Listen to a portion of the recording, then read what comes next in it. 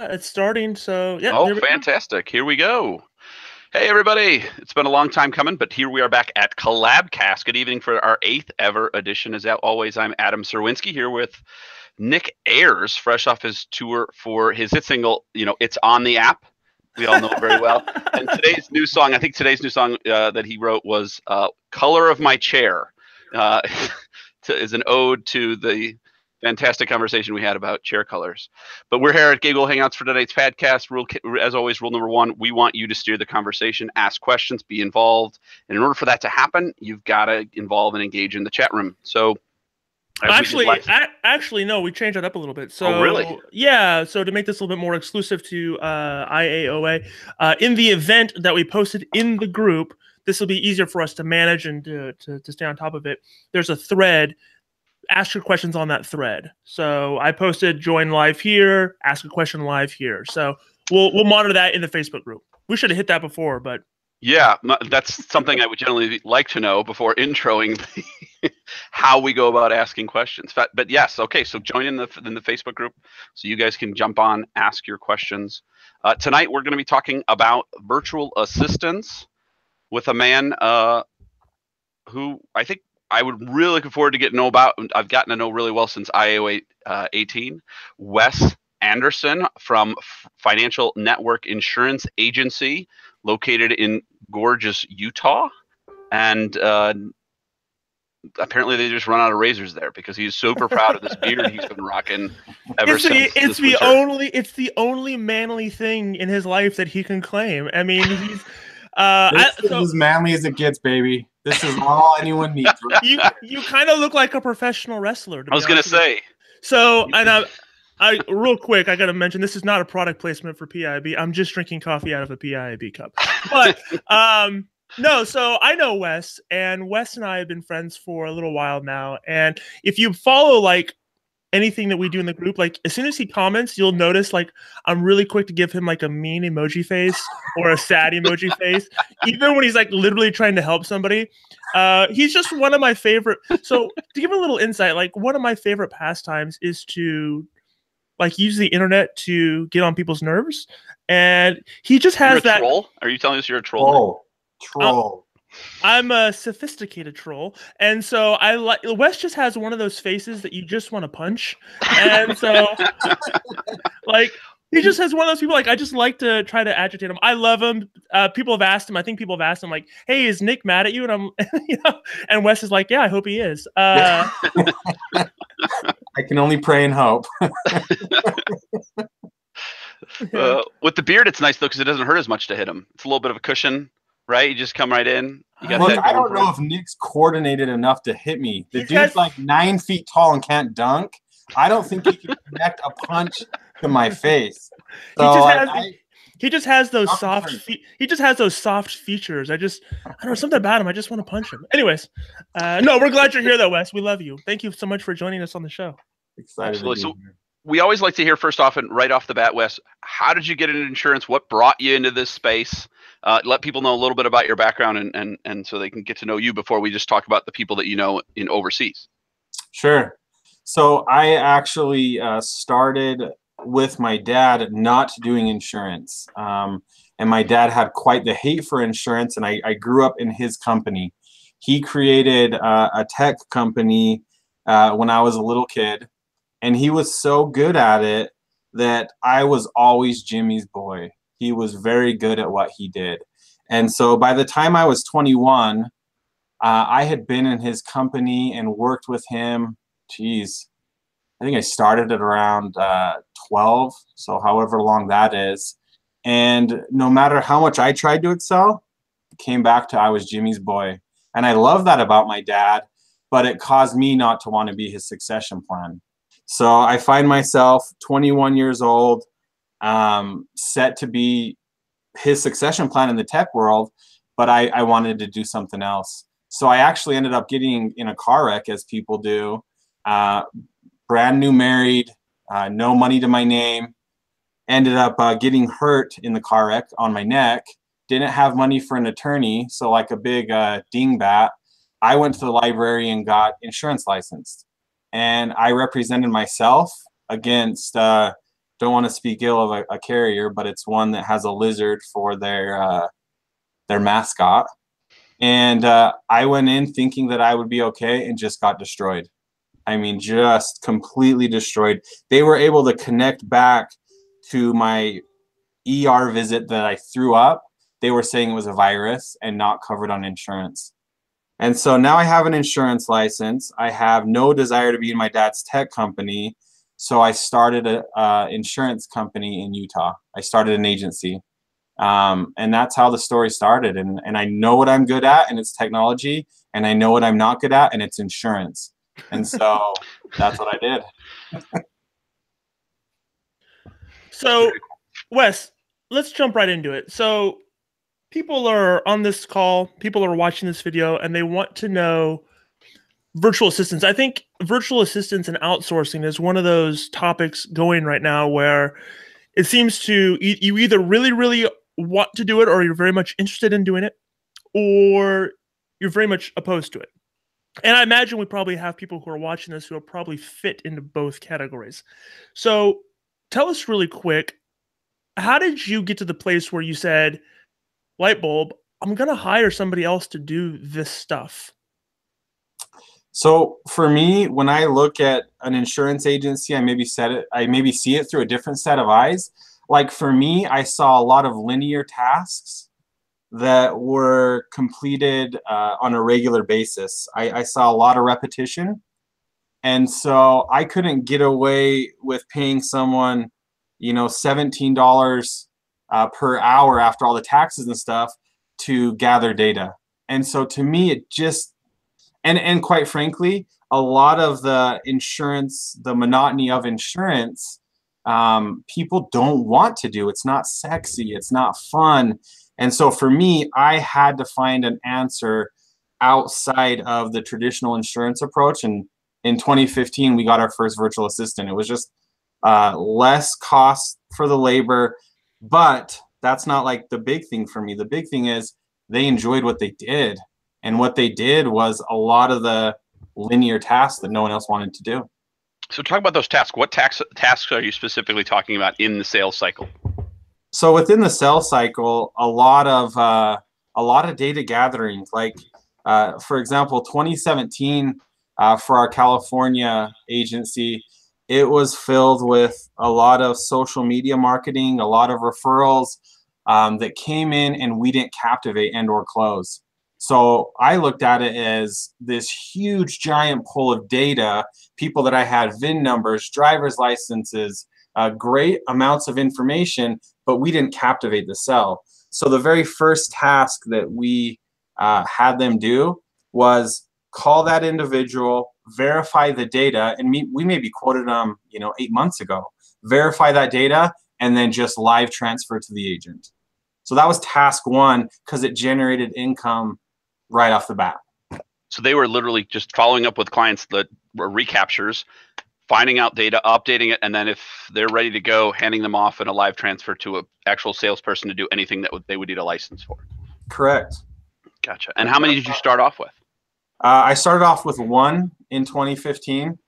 And then a couple months ago, we got 10 of them.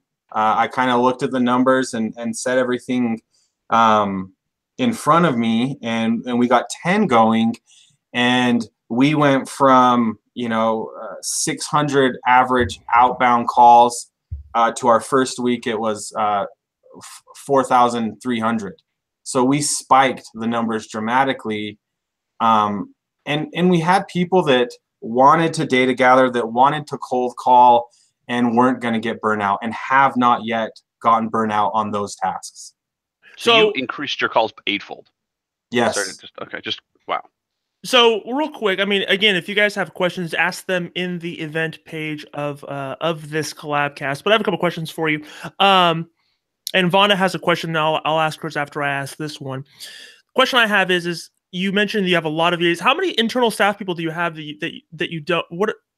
How many employees do you have that are not outsourced to another country? Okay, and we'll get into the slides. I'm a different breed when I talk because I have two entirely separate agencies, two separate E&Os. One's in Utah, ones in California, but I'll clump everything together. We have the 10 virtual assistants, and then we have 5 licensed agents in Utah, and we have 4 licensed agents in California. And the virtual assistant is acting as a steroid booster to these agents and these licensed people. It's like putting NOS in a car. It makes them operate much quicker, and it's kind of like they can operate at a much greater speed. No, so I'm guessing that's a Fast and Furious reference. That's Fast and Furious. I mean, bro, Vin Diesel right here. I was gonna say it's a body double. He's a stunt double. So Vonda wants to know: are the ones that you're talking about, are they in the U.S. or are they outside of the U.S.? I mean, can you answer that a little bit? And where are they located?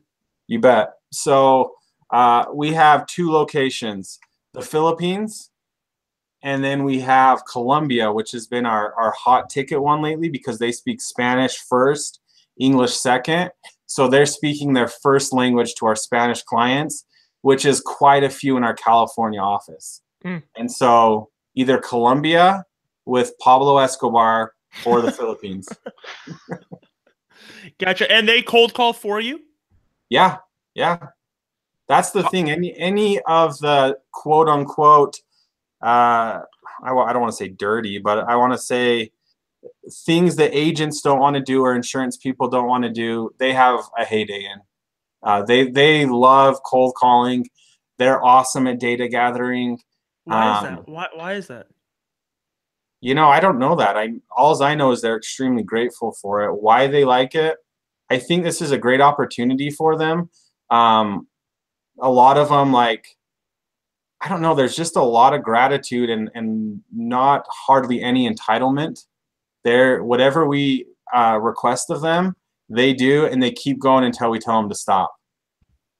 Talk about the selection process you go through and how you select the VAs.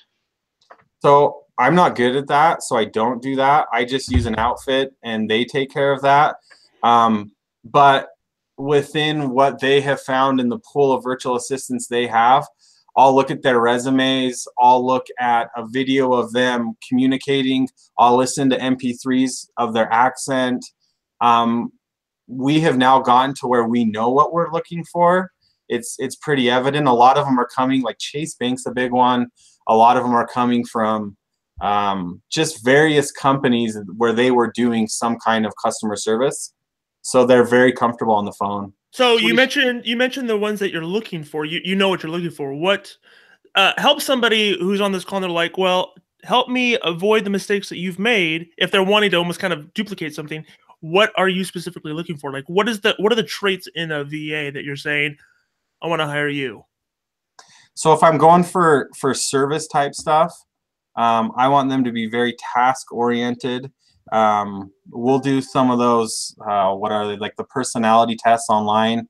I don't know if it's the DISC one, but really the things that we want on the service people is the same thing you'd be looking for with an American. Someone that is happy doing a task, excited to check things off, very thorough, very meticulous. Interestingly enough, it seems like the Filipinos are very good at service. They're more just want to get in and get things done. They don't have a high level of emotion, which is actually refreshing sometimes. And the Colombians are a little bit better for the sales stuff. They're more emotional. They're a little more flighty, but they're a little more aggressive as well. So they do very well at that. So we're getting a lot of questions on the Facebook about how you script these out. So obviously you've talked a little bit about the factors you're looking for, but how do you control and maintain that they're making sure they're asking the right questions or asking them in the right form that you want? I mean, I can jump right in. Do you want to see the screen that I use for that? Would that help? Yeah. Nick, yeah, sure. You got to try it.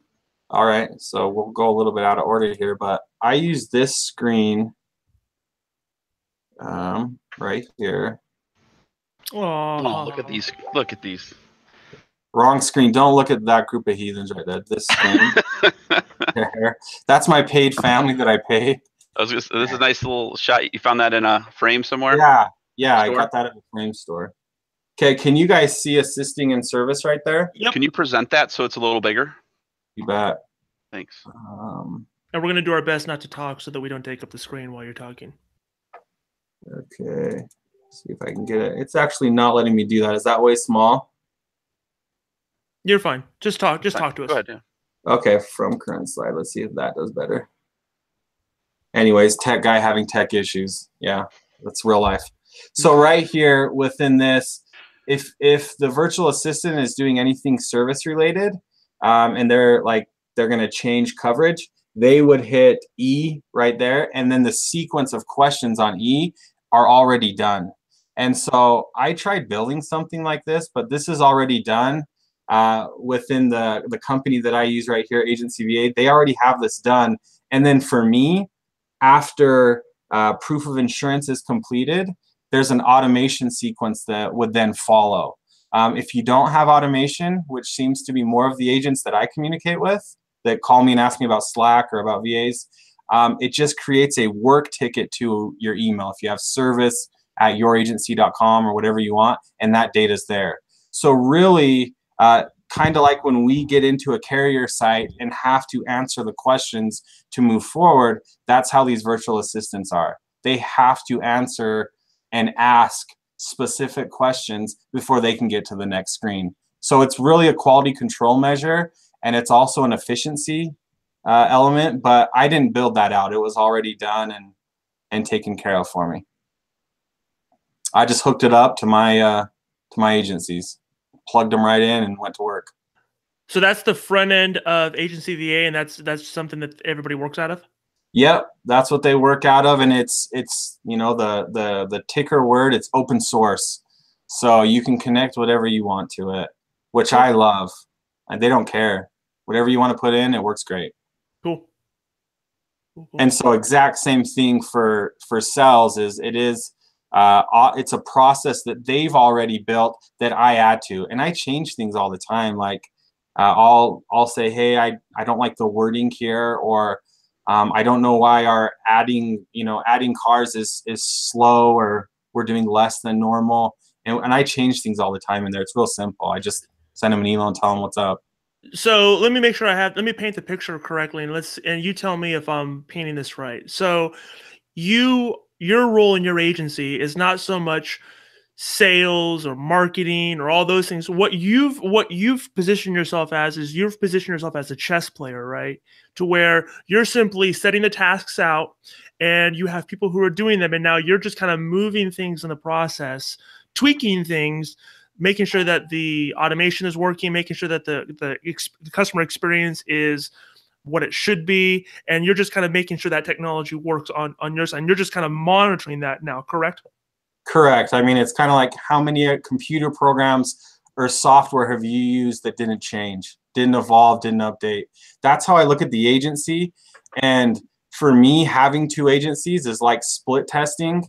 I mean, I'll show the slide here in a second.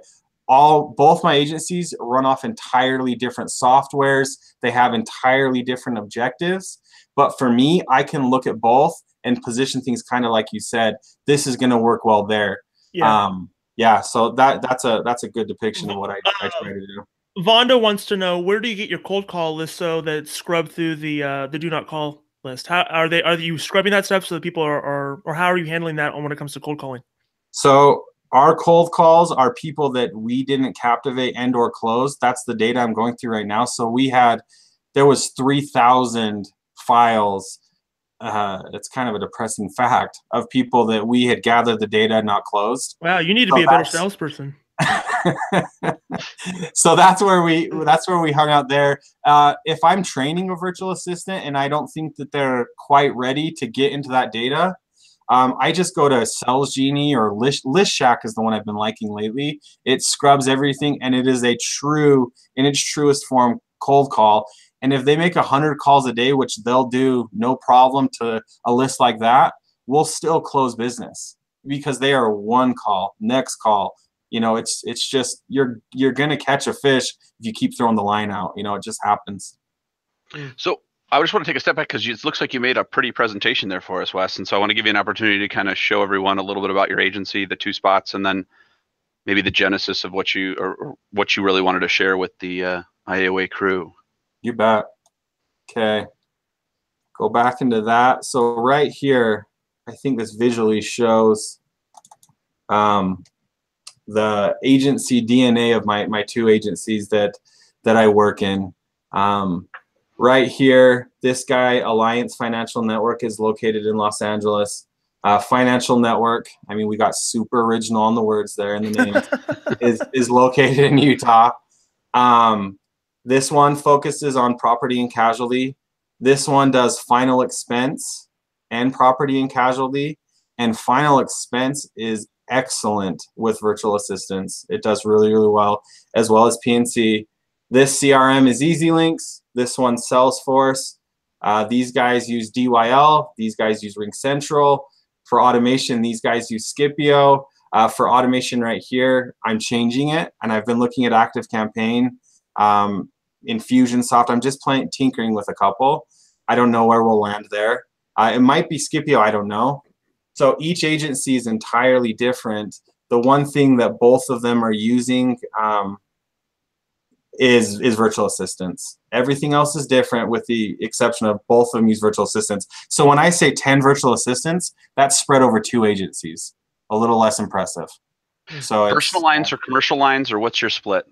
Someday I'll learn commercial lines. I really would like to, but personal lines is appealing to me because it's very linear and it's very easier to scale. But I need to learn commercial lines, and I have a goal to do that. Wes, I want you to answer something because I run into this, and I'm curious as to your take on it. I have my own opinions, but I'm kind of just curious as to what you think about this objection. When I talk to people about outsourcing or self-service or anything like that, I get met with the 2 same objectives on both of those categories. Talk about the concept of not hiring people in the States and you're outsourcing jobs outside of the States. Talk about that. People seem to be very, and I don't fault them, but people seem to be very passionate about when they object to outsourcing. Very passionate about outsourcing jobs that should go to people here outside of the country. From an ideal standpoint, can you address that? You bet I can. So I normally wear an American flag hat. I normally have my American flag with me. I'm as American as it gets. I want people in the country that I'm from to do very, very well. The truth that I found, which maybe isn't everybody else's truth, but the truth for me was some of the things within insurance agencies Americans weren't excited to do. And if they did, they would do it for a season. It was very minimal, but they wanted raises as they should get. And they wanted to start doing other tasks. But it didn't change the fact that there was so many tasks within the agencies that needed to get done. And so I found myself either paying someone $17 an hour to do some data entry, of which they're going to get burnt out. I can't blame them. And it's not efficient for me as a business owner to pay them that amount of money for a task they hate, that Plus they kind of have a taxes. bad attitude, less taxes. I mean, there were a number of reasons, but really within the virtual assistant world, that the first thing that is exciting is they're grateful to be doing those things, and they will stay. They don't move. They're there to stay. You've articulated it in a much nicer way than I've ever articulated it. I tell people, look, as much as I want to feed the guy's family from Flint, Michigan, I'd really like to feed my family and my employees' families. And so, I'm going to pay somebody else a fraction of what I would pay them. I mean, in our setup, what I pay for outsourcing automation software is what it would cost me to pay for one part-time employee. And I mean, I love the concept of hiring only Americans. And I would, if number one, I could find them, which you addressed, and 2, that it didn't cost me 5 to 6 to 7 times more to do that. I mean, well, and you know what's been interesting is our Americans are making more money, and really the morale is a lot better within each agency because they're not doing the things that they hated. And so that was kind of a shift that I had to steer. I'm not a chess player. You said chess player. But as someone that was setting this up, I had to say this isn't going to take your job, but rather help you make more money and allow you to do the things that you're good at. Be creative. Use your other skill sets, not just your ability to enter a quote. Right. You don't do that anymore. I don't want you doing that. I want you to meet with referral sources. I want you to find ways to drive more business into the agency, to put more money into your pocket. So there was an element of a buy-in with my staff. The service people bought in immediately. Once they had less time on the phone, they were in love.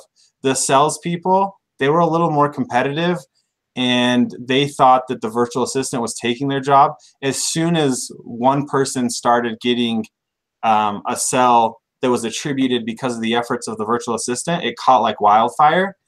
And this is a true story. Like this just happened, and it maybe sounds far-fetched, but we had an agent that we were paying hourly, and he had a commission element. He only now does virtual assistants. He doesn't, that's all he likes to do, is he just hangs out and waits for them to live transfer. And he approached us and asked us if he could go commission only. He saw that he would make more money, and I love that. I'm like, yeah, if you want to take the risk on yourself, you bet. And so we still feed him with the virtual assistants on the live transfers, but he's now commission only. I love it. Let me hit you with another thing that I hear often, and I think it's more prevalent too when it comes to using virtual assistants. And so I want you to kind of answer this objection or give me your spin on it. People will say, well, Nick or Wes or whoever, what about the agent and that personal touch? And, you know, if you're having your VA do the cold calling, do all the asking all the questions, getting and all the agent is really doing is, you know, closing the deal. Are they losing that personal touch with the clients? And are you seeing that on the back end with retention or building kind of relationships with your clients? So my take on that is controlling what the virtual assistant is doing. If me, you, or Adam are all adding a car to an objective client, we're all adding a car, gathering data, the VIN number, the driver's license number, the steps necessary to add a car. As cool as you are, Nick, I don't think that they're going to stay around and be excited about future business because you did it different than me. Yeah, no, I'm with you 100%. My take on it is it's not personal. Personal touch is not making sure that I have your 17 alphanumeric VIN number correct. And if it is, then we really need to redefine what personal touch is. It's making sure that I'm in that trusted advisor role and we're asking the right questions and we're managing the process in a way that it needs to be managed, and that you're happy with the end result. If you need to hear my voice, or if you need to get an email specifically from me that I physically typed out, then I really think we need to redefine personal touch, because I just don't think that's feasible to maintain. Well, and unfortunately, I think the blunt truth is I think there's a lot of people in the insurance world, good, bad, or indifferent, that they overvalue their personal touch. I think personal touch is wonderful. What I'm finding with personal touch, like especially on the service side, our service people are way more happy when they get on the phone and they're calling when the changes happened, but not dealing with the data entry of that change part. But they'll call back because they now have time and say, hey, we added your vehicle here to Allstate. You know, here's the deal of the change. And they're striking conversation. They're not worried about, while they're talking to that individual client, that 3 other calls are going to be bombarding them. They know that's handled, that's taken care of. And our personal touch has been way better. And I did something for a quality control standpoint, because I had concerns about accents with virtual assistants. I had concerns about and Vonna's got she's got that, you know, and Travis has mentioned it too. So touch on this in this answer. She wants to know, you know, her thing is if she's in the Midwest and somebody from another country calls her and she hears an accent, she's immediately, you know, almost, if I'm hearing you right, Vonda, almost kind of discarding that and hanging up. I mean, talk about that. So surprisingly enough, the tasks that we have them doing, there's not many people that are upset about their accent. I mean, they're not calling them and explaining why they should have replacement cost over actual cash value. I mean, that's something a licensed person should do. That should have a very personal touch. In the event that someone does get upset, we are very clear with our virtual assistants. You live transfer to one of our Americans, someone within the agency. You live transfer immediately. And they do. And so if that happens, if someone starts saying, hey, I just want to talk to Wes. I just want to talk to Wes. These guys aren't like your stereotypical gatekeeper that would do anything to shield it. They just hit the whatever it is on the phone, extension 106, and they send it right over to me.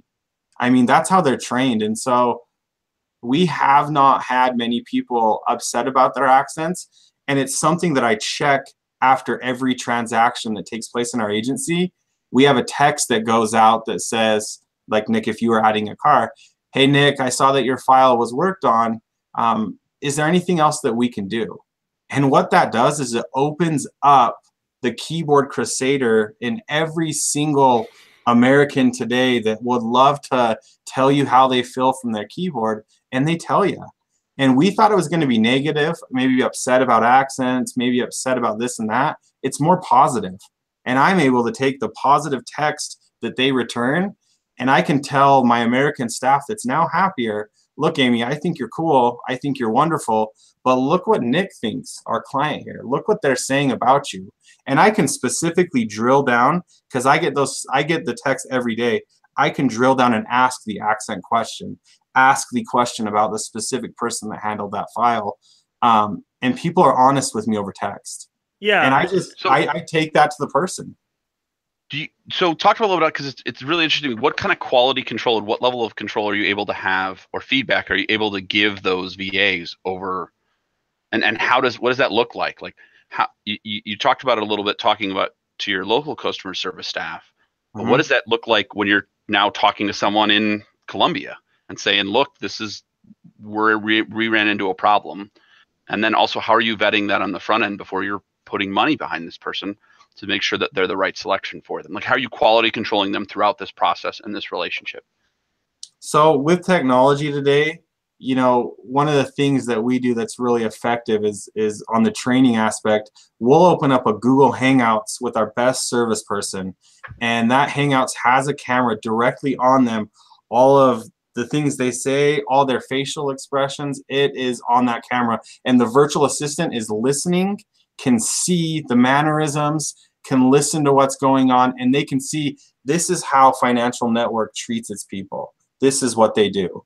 In the event that something goes south, I mean, here's just a blunt truth. I don't know if this is what you're looking for. If I go to an American and communicate something that they've done poorly, oh my gosh, like I have in the back of my head, are they going to sue me? Did I just say something rude? Like, what's going to happen here, especially if I'm in freaking California? But if I go to a virtual assistant, I can just be very straight. It takes me so much less time. And not only are they not offended and or showing they're not offended, they come back with solutions. And it's just very different when someone wants to do the work. They really want to be there. They're fighting for that job. They don't have to be there. They want to. So it's just a total different shift. I mean, our Americans love our virtual assistants because of that feel of, they love it. I mean, it was like a spark into the agencies because we had people happy, excited about insurance. So are you listening to those calls? Are you then having circle back messages saying, here's what one of your calls, listen to it with us, and then this is what I want you to change. This is what I want to improve. This is really good. Talk about that kind of review process. Yes, every day, whether it's me or whether it's someone on the team, every call is recorded. And so they will go over with the virtual assistant a call that they did well and a call that they did poorly. And then we also have whoever is running that training do the same for them. So they do a call that they think they did well and a call that they think they did poorly. And so they go through and they dissect it. It's a 10-minute exercise at the starting of the day. And I like it by video. Again, it's a Google Hangouts thing within our Slack. I love it. I mean, I love doing it with my team because I love to hear, you know, them talk about the call that I did. It can be an uncomfortable position for some people, but after they do it 5-6 times, it's just what happens when you come in for the day. And that really helps our quality control. Everyone can kind of feel he is the best at sales. she is the best at customer service. Let's hear these all-stars. What are they doing different, than the others? And what programs are you using to kind of record those calls? Are you using actual automation? Or is it something built in with the service that you're tapped into? Both my VoIPs record, both DYL and Ring Central record the phone calls. And then within Slack, that's where, I mean, good grief, that's a whole nother conversation. But within Slack, that's where all the organism of our agency is evolving. That's where everything's happening. Everyone's talking, everyone's real with each other. And inside Slack, we do a lot of video with Hangouts. So in Slack, they type in one word and it pulls up a Hangouts because, gosh, if I have them open up another program, heaven forbid I do that. I mean, that causes all kind of grief. But if they can go in and hit one button and it opens up the video call and they can screen share and they can do everything, everyone does it. They do it on their phones, they do it on their tablets, their computers. That's how we have it working. How many what do you envision scaling this to in your agency? So I mean, you have 10 now. Where do you foresee yourself? What's next on the horizon, and how else do you plan to utilize virtual assistants in other tasks? That's like my favorite thing that I'm doing right now is finding different ways to utilize them and leverage their skill set, which is entirely different than Americans. So I see a strong emphasis and focus with my virtual assistant calling referral partners and setting up appointments for our people that used to be doing data entry to now go and meet those referral partners. More interaction. Again, I don't want to bring them to my office. I don't think they want to be at my office. We want to go to theirs, and we can go to theirs now if a lot of the tasks that we're taking 70% of our day are being completed. A lot of those linear, monotonous, repetitive tasks, we can get out more, see the sunshine a little bit. In Utah? Yeah, there's sun here. It's pretty cool. It's kind of interesting because I think Nick and obviously Wes are kind of they're using it. I think I'm a little more skeptical, so I'm going to take it back because I have a question about your QC system. Are you randomly selecting these things to listen to, or are you just cherry picking, or are you looking for those responses from your automated feedback to say, hey, this was a really good experience or a really bad experience to drive you on what you're looking at? It's two separate things. I separate that. So the automation things, everyone can see everyone's text. Everyone can see what's happening within the agency. So they already can see that coming. Like if it's good or if it's bad, they know that I saw. I know that they saw. So that is that's a different quality control measure. And really people, when they think about that, and even when I set it up, I got to be honest, I set it up thinking that there would be negative things that would happen, and it would be easier for me to print that out and go talk to someone rather than them thinking I was just a huge jerk. But it's been way more positive. When I've given the client time to interact, it's been positive. And the times that it's negative, it's very point, it's very blunt. It happens real quick. And so it's like pulling the Band-Aid off at a much faster rate.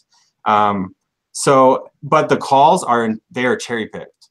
I know from clients past and looking at the data, I mean, things all look on is how much time did they speak to client X? I know that client either loves the talk or they're maybe more challenging. So those are the ones I look at, the ones that are calling more repetitively, or if I can look at difference in a pattern of the amount of time on the call, I check that out. So, but within our Slack, people are communicating, oh, I'm dealing with such and such right now. Does anyone have anything that they can help me with? And so I know that's something I got to look at.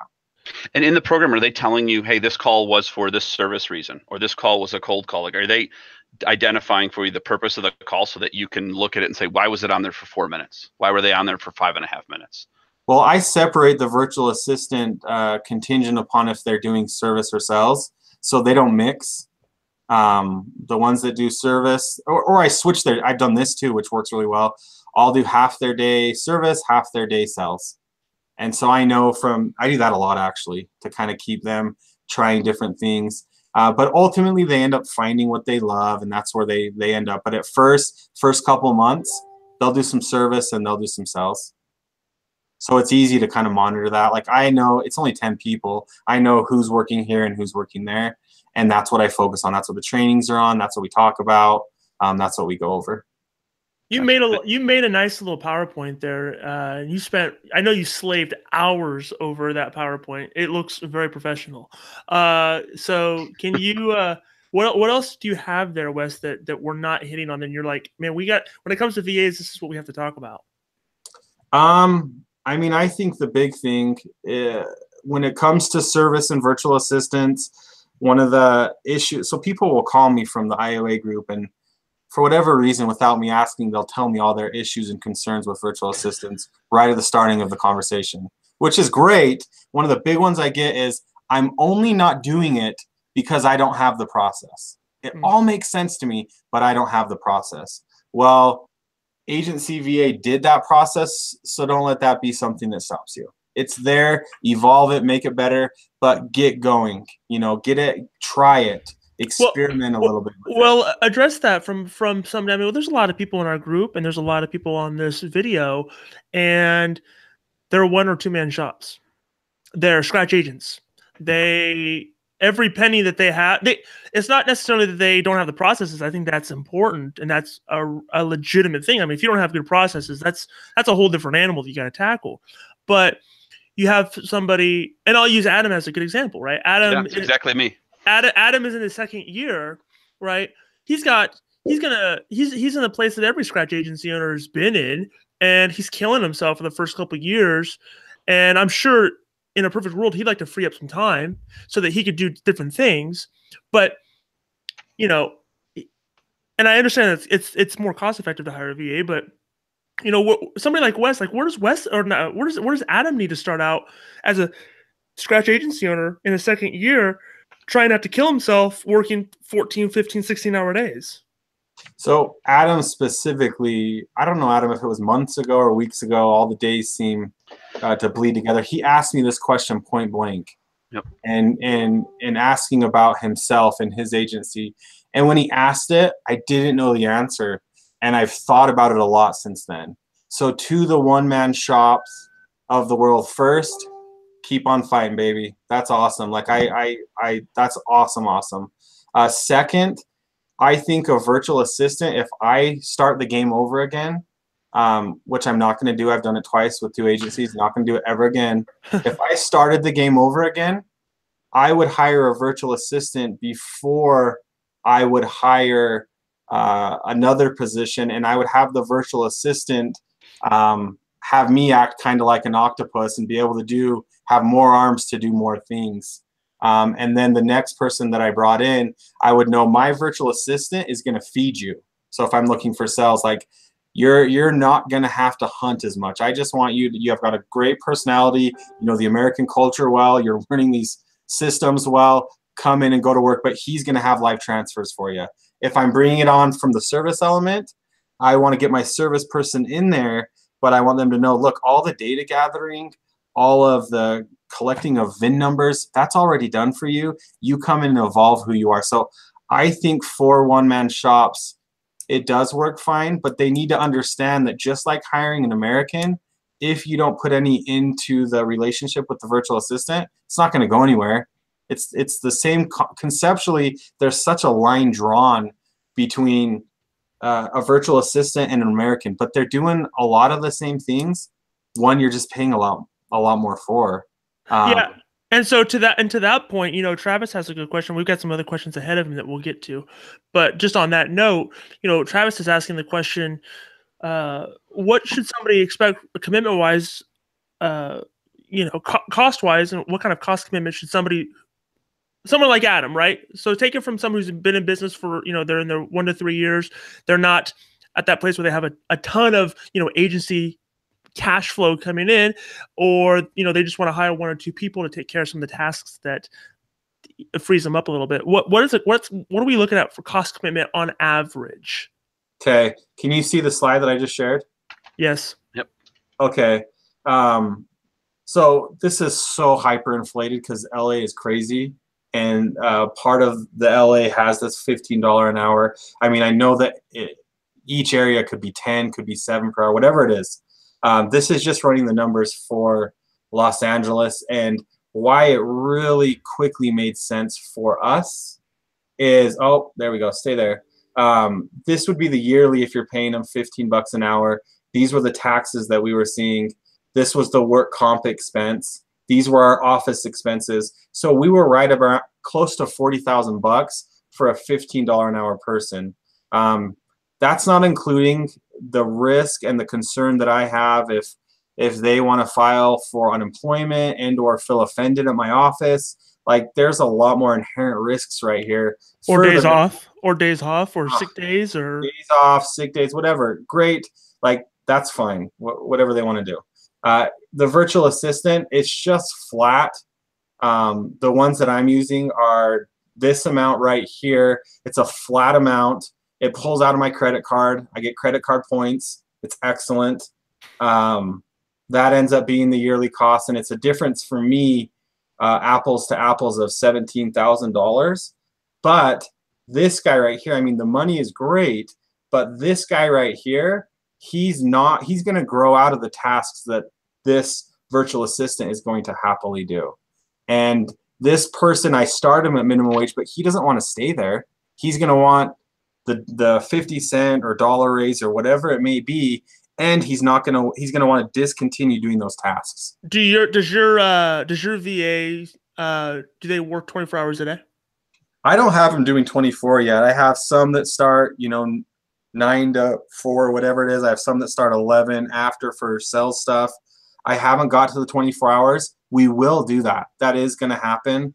Another thing that I can accomplish with the virtual assistant. So someone gets the voice, they get everything that the independent agent wants to provide to them, but I can't get an American to stay up all night, Is that virtual assistant cost, is that a full-time thing or is that a part-time thing? This one's full-time right here. So that's all full-time. That's 40 hours. These are full-time numbers. So if you went part-time, you would half that.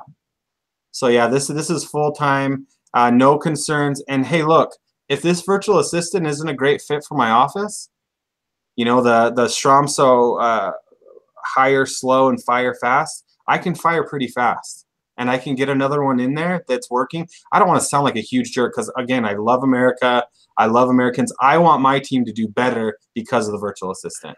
Yeah, and what I've noticed too using VAs is the work that one VA can do, even part-time, is the equivalent of what somebody here would do with full-time and overtime half the time. They're just a much more efficient. So even if you pay someone part-time, it's almost like you're getting full-time efficiency out of them. Correct.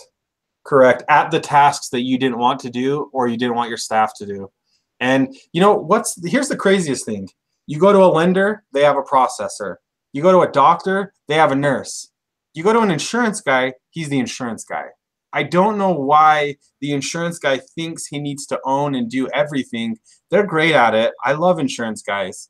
But all these other professions have people specializing on tasks before it gets to the great skill set, the great show, visiting your doctor, nurse, you got your doctor. I just don't know why insurance is so disconnected with that. I know the economies of scale and the percentages, I get all that, but more than that, like every time someone quotes that's an agency owner or someone is data gathering, they're paying themselves and valuating themselves at a $10 an hour rate if someone $10 an hour can do that task. Right, and just like a good CPA, I mean, a good virtual assistant probably pays for itself. If you have a good virtual assistant that's freeing you up to do the task, and they're doing things like live transfers, or they're freeing you up 4, 5, 6 hours a week to where now you can go meet with referral sources, prospect new business, if that's the stuff that you want to do. Like any good employee should pay for themselves. A good virtual assistant should more than pay for themselves, right? At that rate. When I looked at the numbers, everything in the insurance world that baffled my mind is, hey, Wes, I hope I make my money back at month 26. I hope that we see this at month 18. With the virtual assistant, I can see that I made my money back in month 1.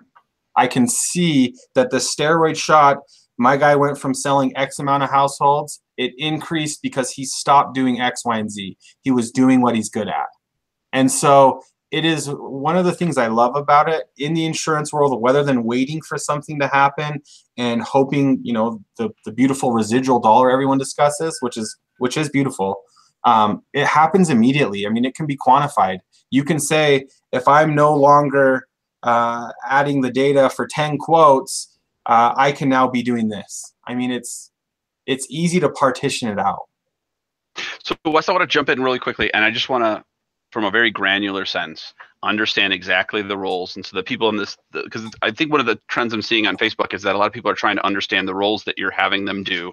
And so I'm going to do it kind of in a rapid fire way. Are your VAs handling inbound calls? Yes. Are they handling outbound? Are they making outbound calls? Yes. Okay. Are your VAs, they're handling service? Service items. Again, it's items. very task specific, but yes. Okay, and they're handling sales data entry, but not the actual binding or reviewing or discussion of actual coverages, correct? Correct. Okay. And so one of the things that as a scratch agency is like, man, this, you know, one of the time sucks I have is the constant inbound calls. So when your VAs give an inbound call, what are you instructing them to do, and what does that look like from call to transfer? Or just in their daily occurrence. And then if the transfers, like you talked about the 24-hour thing, or, you know, if you're a scratch agent and you're in the middle of a meeting with a referral source, what are they doing with that call? And can you walk us through what that process looks like? Yeah, and I wish I had the software actually open so you could actually just see it live. But call comes in. Can you see my screen right here? Billing, yeah, we can see it. Letter. Call comes in, and they're asked, hey, I need a proof of insurance, or the one that happens the most. I need to add a car. Okay, you need to add a car. The virtual assistant then hits F right there. It's by F. And then every single question and or piece of data that could ever be required to add a car, and that's different for each carrier. So we're always having to add this, and this changes.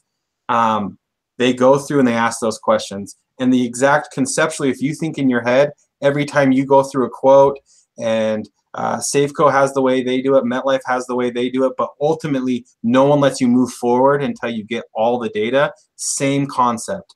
All the data is inputted, and then when they submit that work ticket, in the case of someone that doesn't have automation, there is now an email that has all that data that a licensed individual is going to go over that data, make sure everything's accurate before they process it and hit the submit button.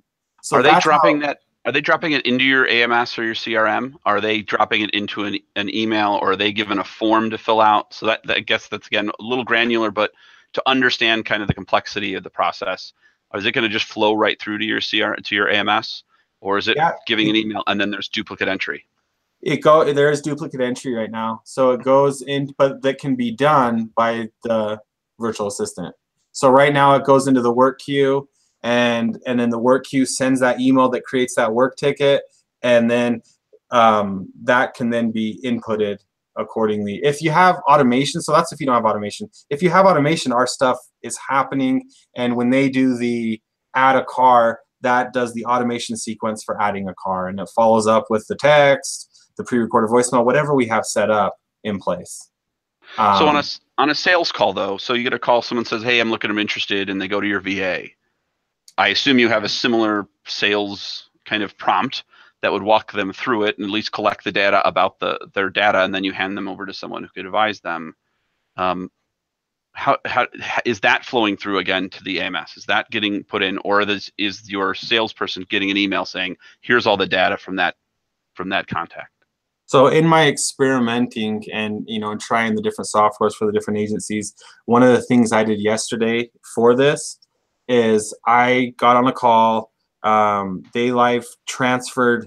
Well, actually, this was an interesting one. The individual wouldn't speak to anyone but me. So that's how the cell started. So I started the call and I said, hey, his name was Brent. Hey, Brent, excited to work with you. I have someone from my office that is going to ask you the questions so I can find the discounts of whatever carrier is going to serve you best. Is it okay if I transfer you to them right now to ask you your VIN number, your driver's license number, etc.? So I transferred, and this was just experimenting yesterday. I transferred to the virtual assistant who filled out a form that was on our site that went into our rater. So it went directly into our rater. So they asked the questions similar to what you're seeing on your screen. They did all the data entry. By the time it came back to me, because they wouldn't work with anybody else. I then was able to have all VINs, all driver's license numbers, and then go in and these guys ended up doing, I think it was State Auto, sell the policy. When I followed up and asked that guy, hey, was there a huge disconnect when I sent it over to Christy to gather your data? And he's like, no, why? And I was like, did you lose any value because it wasn't me that was gathering your VIN and getting your driver's license number? And he said, no. And I said, did you have any questions to her about your coverage that she couldn't answer? And he said, yeah, but she told me I could go right to you right now if I needed to. He's like, I just want to know the difference between full coverage and liability. But he said, as soon as she answered, no, I can get you to Wes, or I can just input this data and then he can call you back with it. He's like, I was fine. I knew you were going to get back to me, and I knew I was fine. So again, the valuation that an individual has on an agent or an agency owner versus someone else gathering data isn't anything you have to be super flashy about. It's data gathering.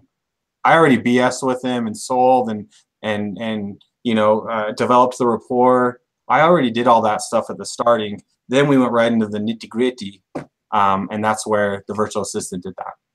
How do they handle if someone's available for a live transfer? What are you? You're a scratch agency. You just they drop you into your voicemail. Yep. I mean that. So they'll say on Slack, hey, can anyone take this? Right now we got, I'm 30 seconds away from dropping John Smith. If there's no one there grabbing it, then the virtual assistant can then say, hey, our individual that's going to review this and see if we can qualify you for further discounts, I'm going to send you to his extension. If he's not there, he'll call right back. So that has happened. That does happen. But someone's invested all this time with the virtual assistant inputting that data. Our connecting calls are pretty high. So Steve brings up a pretty good question here. And if you have more questions, ask them in the event page on the post for questions. But he wants to know, and I'll just read it verbatim. Why doesn't the VA log into the company website and complete the car edition? Then a task can be created for me to review. My answer to that is because we have enough efficiencies and enough valuation on the things that we have them doing. I am working right now to make sure that is entirely on the up and up. And for my agency, I haven't both figured that part out yet and made sure it was okay. But they have enough value that if I didn't do that, I'd be fine. But I want to evolve and do that. I want to get there. Right now, they don't have any access to our carriers. Ours don't. One thing that I get asked a lot, and I'll address it here because I know if it doesn't become a question yet, it will become a question as soon as we are done recording this. People will ask the question regarding E&O. And so I'll address that. And we can probably Adam is probably more well-versed to answer some of these questions than I am. But I get asked all the time about virtual assistants, and they ask, well, what about your E&O? And we just renewed our E&O policy, and February 1st was our X date. And I use Angela over at US E&O. Take a note, everyone. Sell Nick in January, his E&O policy, right? Hey, so you go for it. So I asked Angela, and if she's watching this, Angela, you feel free to correct me if I have any of this wrong. We were told per our policy. Now, we have all insurance agents here on the call. We all hopefully understand that not every policy is written the same. So perhaps consult with your E&O carrier on your E&O policy. And if you need to reshop your E&O, you reshop it. But we were told on ours that we had to have somebody in the office reviewing and doing quality control. So our process is that we have more of a self-service model. So we're having our clients do the data input, and then our VAs are just doing the clerical work and doing that on the carrier side. But I know was trying to shield you, Wes, from this question, and I was trying to just take it head on. But maybe Adam, you have something a little bit more to say from more of a legal standpoint of E&O coverage and utilizing people offshore. Yeah. All I would say to everyone in this group is that every state is different for your standards, and it's important to be mindful of that. And most states, DOIs, and I mean DOI, Department of Insurance, has a hotline that you can call and ask these specific questions to. And I would just defer to that and refer to the date you called and the time you called and who you talked to, and take notes on that so you can show you did some level of diligence about the responsibility levels. And then I would agree with Nick about talking to your carrier, but even more so, I would agree to seek out an attorney who does that. And there are attorneys that will specialize in your state. So that's the disclaimer I would give to you, is don't rely necessarily on anyone because an attorney, because even the E&O carriers and we as agents ourselves, I don't want to give out coverage questions or answers necessarily when I sell a policy, because what happens if some attorney decides to deny or some carrier decides to deny and then wins? So that's just my probably 7 cents. It was a long-winded answer, but things to know, things to remember.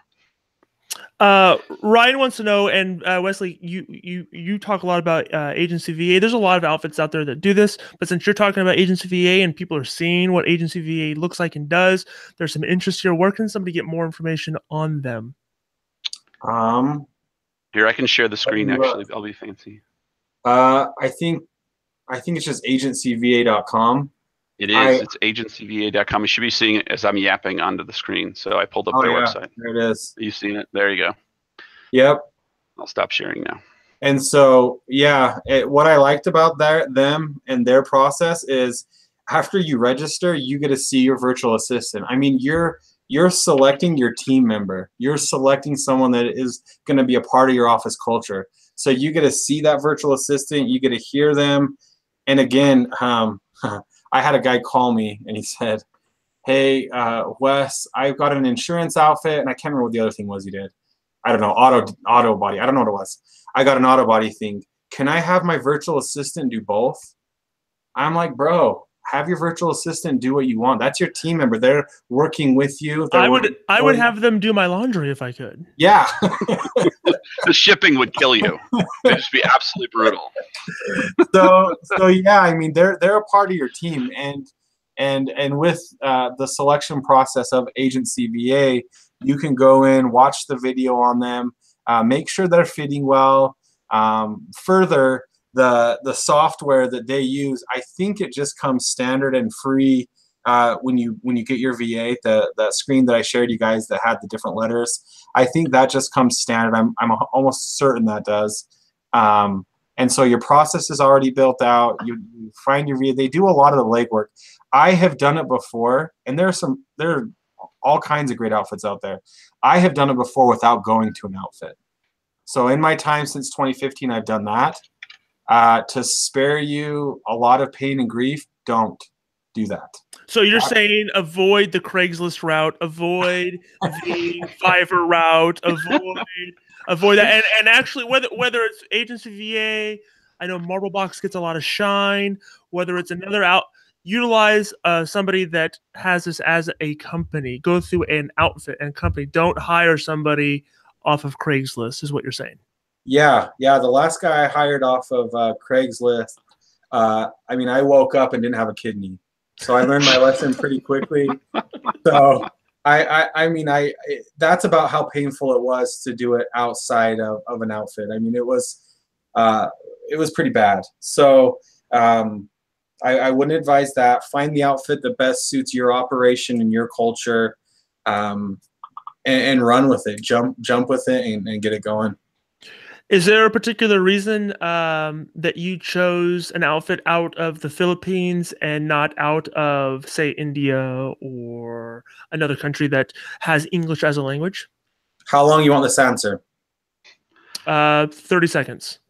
Look, for us, when we asked our client base what kind of accents they had the most issues with, number one was India. They didn't love that. Now, Wes, again, even though I have my American flag and love Americans, I love people from all over the world. I'm great. But my client base and my book of business did not. They were okay with Spanish, so learning English and that type of accent. which would be the Colombians. And again, the Spanish speakers are in heaven because it's the first language.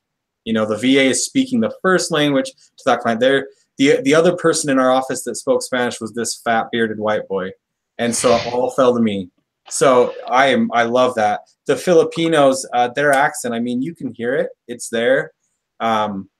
But make sure when you're selecting your virtual assistant that you choose one that doesn't have a thick one. I mean, that's kind of you, unless they're doing things behind the scenes where the accent doesn't matter, which there is plenty of stuff in insurance that you can pay someone $10 an hour and be off the phone and still make your money back. I utilize VAs to pull reports, to do commission reconciliations, to give me data, to clean up my management system. There's lots of things that they're not forward customer facing at all. That if you are waking up, and I'll just say this, and this is more commentary, and I've done a lot of that on this call.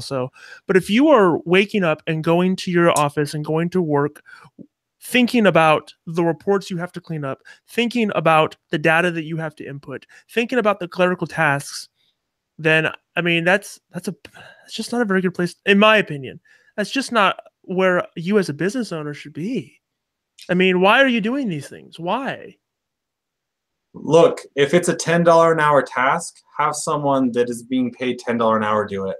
And you know, everything you just said, Nick, is those are things that someone else can do. And guess what? They can be better than you at that.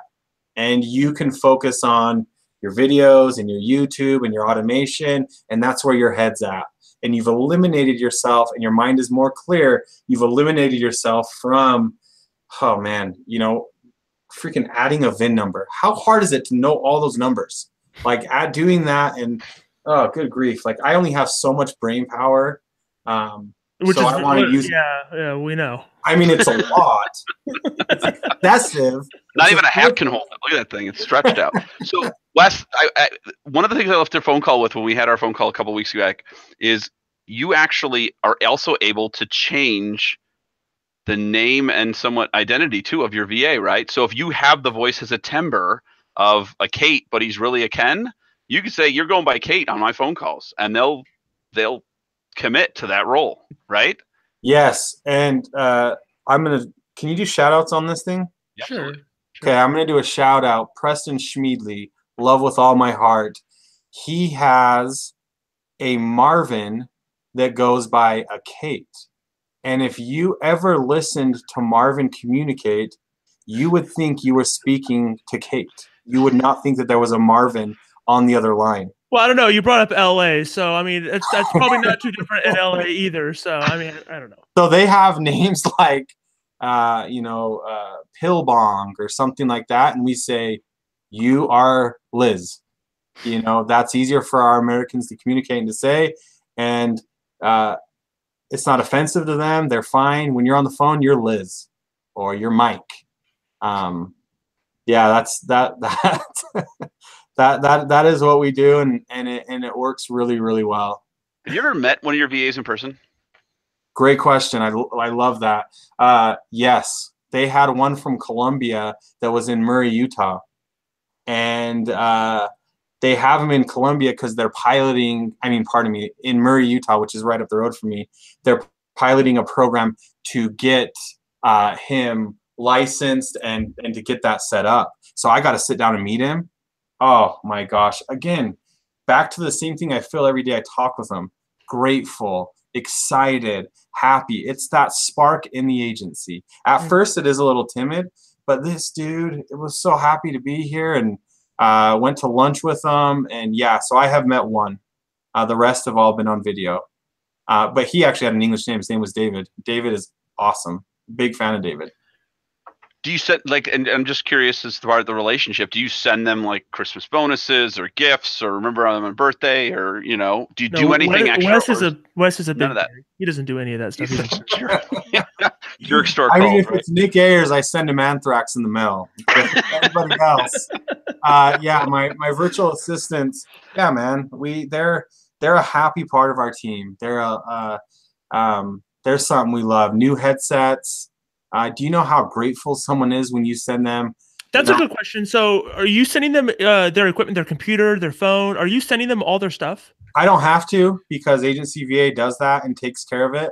But like for a gift, and to make them be more efficient, I'll send them a better headset or something that they're looking at. I'll spend the 20-30 bucks, and I'm telling you, they go crazy. They're so grateful. Right now we're working together a package to get another screen for one of our virtual assistants. We're putting in I can't remember what else they wanted, but our service team is making them a package, and they came up with that idea because they love their VA so much. Like, they were the one pushing me for it. I will fund that all day long. I will put money into something like that all day long.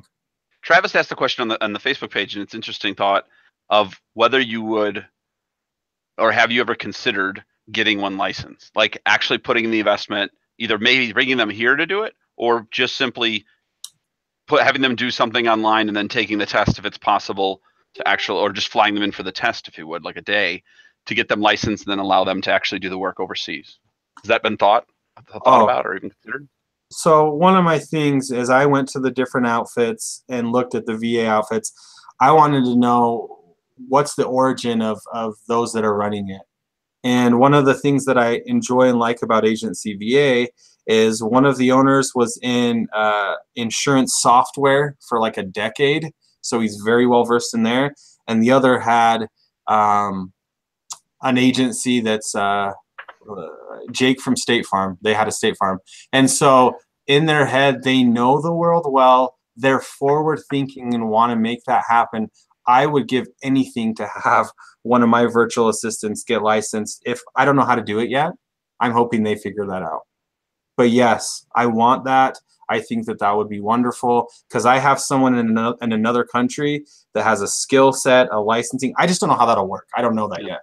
But do I want that? Yes. Do you think that would create a tension between your agents? Because it seems like right now they're feeling that they're kind of feeding them. Do you think that would challenge them a little bit on the sales front? No, because I think that I could take more off my agent's plate that they don't want to do. I mean, I could do more of the stuff that they're griping to me about. Sean Moody, we never got to Sean's question. He wants to know, when you are dealing with the VAs, are you dealing with them directly? Since you're dealing with Agency VA, are you dealing with the VA directly, or are you dealing with kind of like a boss, or how is that hierarchy of communication working? Both. So there's a manager associated with my file that works with me on the performance of my virtual assistants. So I work with her. But ultimately, every single day, I'm working with the virtual assistant that's part of my team. Again, I think this kind of like nails it home for them. They have an extension in my VoIP phone. They are a part of my team. I mean, if I'm not doing a Google Hangouts or something in video, I hit the extension and talk to them. The same as I would, because I'm so lazy, the person in the office next to me. I mean, it's the same thing. They're a part of my team. I would agree with the laziness for sure. Actually, Janine Fixmer sent me a question. She jumped the line, as you do, and texted it to me directly. Janine, we're not going to call you out too bad. But do you have them taking down personally identifiable information like social security numbers, addresses, driver's licenses? Are they touching that part of it? I don't have them touching social securities because I don't ask that question because my clients hate that question. So I just avoid it altogether. Do they verify other data? Yes, they do. Payment information? Huh? Payment information? I haven't gotten that figured out yet. I want to. I haven't done it yet. I want to. So that'll be the next thing. I mean, we're evolving, and when we evolve the virtual assistant front of our agencies, it's first clearing that everything is right and well with the law and the E&O and the DOI and all the acronyms, and then we do it. But I'm not in a rush because everything's working the way that we have it, and we're profitable, and it's putting more money in the pocket of my team and putting more money into the agency. So I will get there. That will happen if that's okay. I got to figure all that stuff out. Mind blown. I think we've got a lot of questions live. And I think we did a pretty good job of answering them. I don't know if we have much more. I know you have things to go. We've been on this call for an hour and 15 minutes. I'll just, maybe say this in closing. Maybe you can give some closing thoughts, Wes. I mean, I think that outsourcing and offshoring and figuring out ways to increase the margin in your agency, that's not going anywhere. And if anything, it's only going to get more prevalent. It's only going to get bigger. It's only going to get stronger. There's only going to be more people doing it. I mean, the companies that were so afraid, I've had this discussion too, live or with people in IAOA is, when it comes back to the, hiring in America question, the companies that you're doing business with, that you're wanting to retain that business here, they're more than likely outsourcing that anyways. And with the way that carriers are almost treating agents nowadays, and carriers are reducing commissions and margins are getting slimmer and the cost of living increases. I really think that if you're not looking at this, I think you're really doing yourself kind of a disservice, and really you're I don't want to say shooting yourself in the foot. I think that's too much hyperbole, but I just think that it's just too smart not to look at. What are your closing thoughts on that? My closing thoughts are, take a look at who's going to be taking over our agencies and working in our agencies. I don't have many of I can now say the younger generation coming up that want to get on the phone and grab VINs all day long. They won't do that. They don't want to do that. However, they have bright minds to do other things. Mm-hmm. They have things that I could never imagine with social media that I would never believe possible. Their minds can do that. So my goal in the wave that's coming in the insurance world is I want to be prepared for the stuff in the trenches that this next group doesn't want to do. I want to make it so the location, when they come and work for our agencies, that it is an environment that they want to do, that they're excited about, that it's not, I have to do 50 cold calls until I can start selling insurance. I just think that the trend of what's coming up the pipeline, insurance is already not a super pretty thing. We can make it prettier by having some of the tasks that we know need to be done by people that really want to do it, and make our team in America that much more efficient, that much more money, and do that better.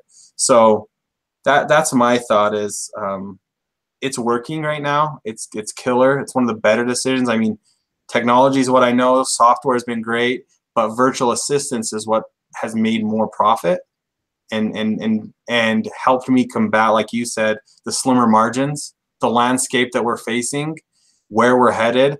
I mean, ending with this, McKinsey report talked about, and everyone I think has read it, or a lot of people have, they use the comparison of travel agencies to insurance agencies, and how they just one day, poof, woke up and they were gone. I don't believe that. I don't agree with that. I believe everyone focuses on that part, but they fail to look at the solutions that the McKinsey report said in the year 2013. The McKinsey, those dudes there that are very brilliant, they said run leaner and get some technology going if you want to stay alive and remain relevant. I don't believe we're gonna go to the travel agency type arena. I do believe, however, we need to, with margins going down, we need to adapt and evolve as well. And if we don't, I mean, we're going to fill that in our pockets. I mean, that's a real thing. We're going to fill that. Sure. So I'm going to just so everyone will know, I'll put actually in IOA a post to that McKinsey article that he referenced. I do think it's something everybody should read. One last thing, Wessly, and I think this is a question that was asked and we didn't get to it, but I think we saved it for last because it is most important. What are you using to condition the man bush hanging from your chin? How are you softening it? What are you doing to take care of it? Do you comb it daily? Like, what, do you give it the Jan Brady treatment? What are we doing on that? He drinks lots of coffee. Are we being honest here? Do you want me to tell you the honest truth? I think the inquiring minds want to know, Wes. Give the people what they want. Here we go. I have, as manly as I am, and let's preface it, I drive a truck. I could knock Nick Ayers out with one punch. I mean, that's the reality of everything. Just because he's top heavy. He's like a human stick figure. I'm very top heavy. I have lotion. You're very heavy. Yes, you're very heavy. I have lotions.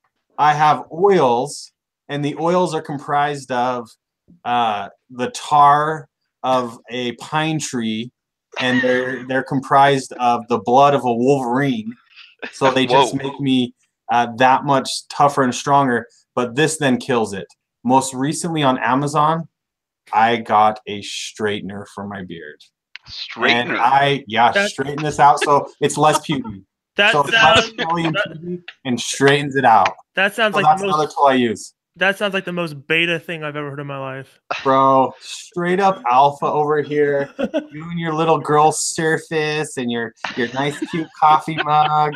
Come on, dude. Leave it at home. I'm be honest, guys. If you would have told me what word we wouldn't use on a COLLABCAST, I think puby would have been it. Like, I honestly think that would have been number one in my book. Puby. So, with that, on that note, I mean, well, this has been another edition of COLLABCAST. Hey, guys, we really appreciate you guys tuning in. We appreciate you guys asking questions. That's what makes this unique, is that we can take live questions and kind of get that feedback. We're going to post this in the group as well, but let us know your thoughts. Let us know, really honestly, let Adam and I know, other than getting lame guests like Wessly, let us know where we can really improve. Let us know where we can step our game up. I mean, we try to make this conversational. We try to make it fun. Honestly, like I kind of go in this and I don't plan too many questions. I just want to hear Wessly talk and then ask questions based on that, just like you might in a conversation. So let us know where we can improve, or what you guys would like to see next. Maybe tag somebody that you'd like to hear from on the next COLLABCAST. We do this once a month. Adam, anything last you want to say? Nothing. Thanks for listening, guys. Thanks for tuning in. Love to get feedback, and I just want to second Nick's stuff. Like, we really want to make this better. So any way we can do it better. I know we've gotten the BTs running. Hold me accountable about being better on this, and Nick and I both, so we can make this something more valuable to you guys. So please give us your feedback, and then we'll now banish Wes back to his home with the rest of the gnomes. He can go back underneath the bridge. Hey, and I wanted to end with this just to let everyone know, like, I was that guy. I am that guy. No was about it. That asks questions on a regular basis and instant messages someone about something. Like, no one ever feel like they can't. I'm happy to answer any question. There's no stupid questions. You'll just have one of your VAs answer it. It's right. Anything I can help with. I mean, that's the stuff that keeps me going. So don't feel like I won't. You're not going to hit my secretary or my VA that's going to block you. You can go right to me if you want my cell phone. I'll give it to you. I'd like people to use this more because selfishly I want it to grow. I think it's where things are headed. I'll grow with them as they use it. But I'm here to help in any way that I can to try to be objective and tell you what's worked and hasn't worked for me. So feel free to reach out. Awesome. With that being said, IAOA, hashtag or hash brown, as Dave Jackson says it, better together. You guys have a good night. Good night, guys.